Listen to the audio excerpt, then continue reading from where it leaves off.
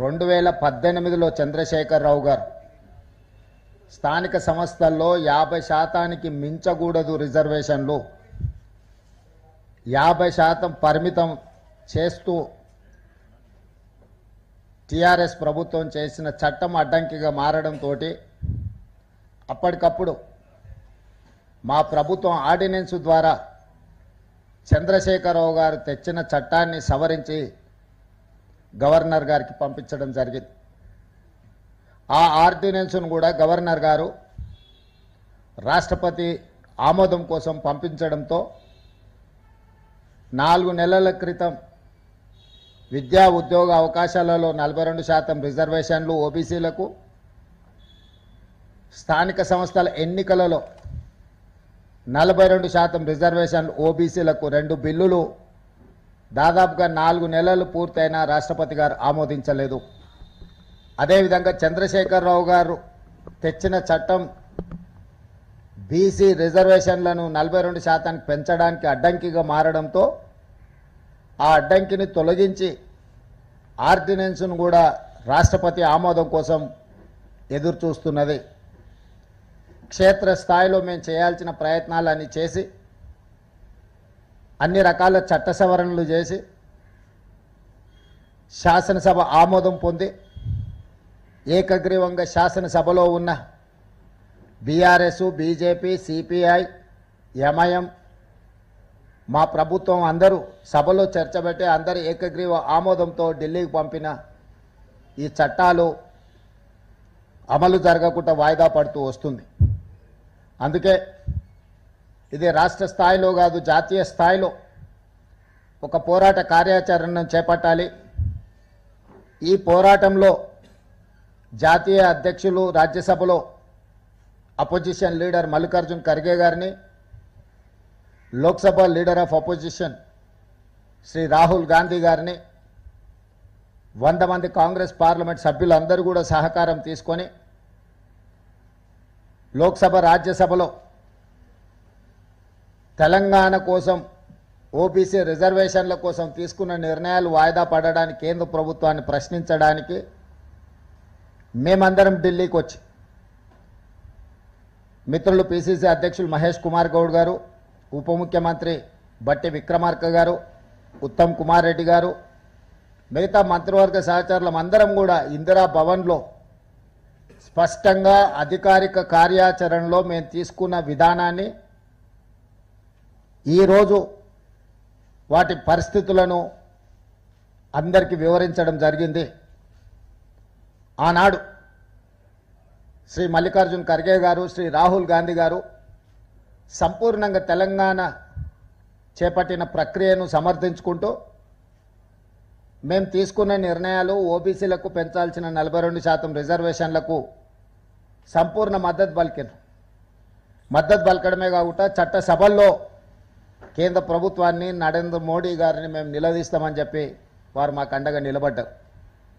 ఆ తర్వాత టాల్కటోరా స్టేడియంలో దేశం నలుమూలల నుంచి బలహీన వర్గాల ప్రతినిధులను, కాంగ్రెస్ వాదులందరినీ వేలాది మందిని పిలిపించి శ్రీ ఖర్గే గారు, శ్రీ రాహుల్ గాంధీ గారు ఒక అవగాహన సదస్సును నిర్వహించి దేశ స్థాయిలో 2026లో రాబోతున్న జనగణనలో కులగణన చేర్చడమే కాకుండా ఓబీసీ రిజర్వేషన్లను పెంచాల్సిన ఆవశ్యకతను రాహుల్ గాంధీ గారు, ఖర్గే గారు చేపట్టబోయే బాధ్యతలను సవివరంగా వాళ్ళు దేశ నలుమూలల నుంచి వచ్చిన శ్రేణులకు ఉద్దేశించి వారు ప్రసంగించడం జరిగింది.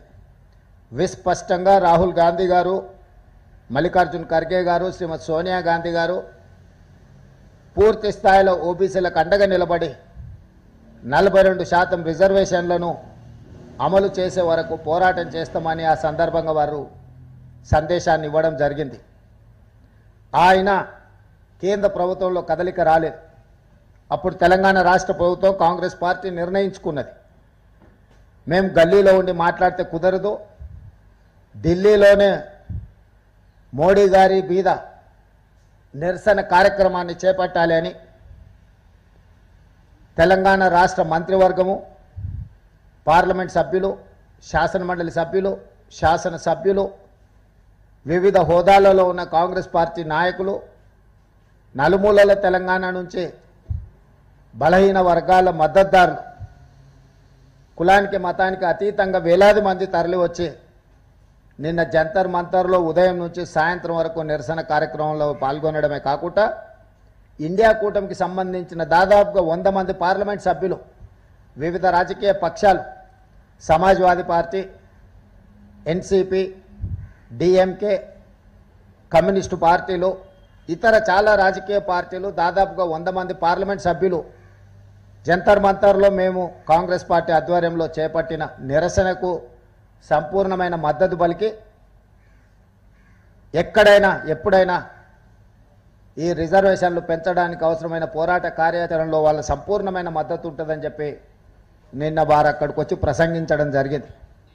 దాదాపుగా 10 రోజుల ముందు నుంచే రాష్ట్రపతి గారిని కలిసి రాష్ట్రపతి గారి దగ్గర విద్యా ఉద్యోగ అవకాశాలలో 42% రిజర్వేషన్ల బిల్లు, స్థానిక సంస్థలలో 42% రిజర్వేషన్లు ఓబీసీలకు ఇవ్వాల్సిన 2 బిల్లులు, చంద్రశేఖరరావు గారు తీసుకొచ్చి గుదిబండగా మారిన 50% పరిమితితో కూడుకున్న ఆర్డినెన్స్ను ఆమోదించండి అని రాష్ట్రపతి గారికి కలిసి విజ్ఞప్తి చేయాలని దాదాపుగా 10 రోజుల క్రితమే రాష్ట్రపతి గారి అపాయింట్మెంట్ మేము అడగడం జరిగింది.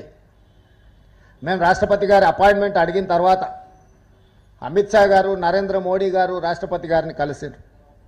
వారు ఏం మాట్లాడుకున్నారో తెలియదు, కానీ మా కొండా సురేఖ గారు, మా పొన్నం ప్రభాకర్ గారు, మా మహేష్ గౌడ్ గారు, మా శ్రీధర్ బాబు గారు ఒక ఆలోచనకు, ఒక నిర్ధారణకు వచ్చింది.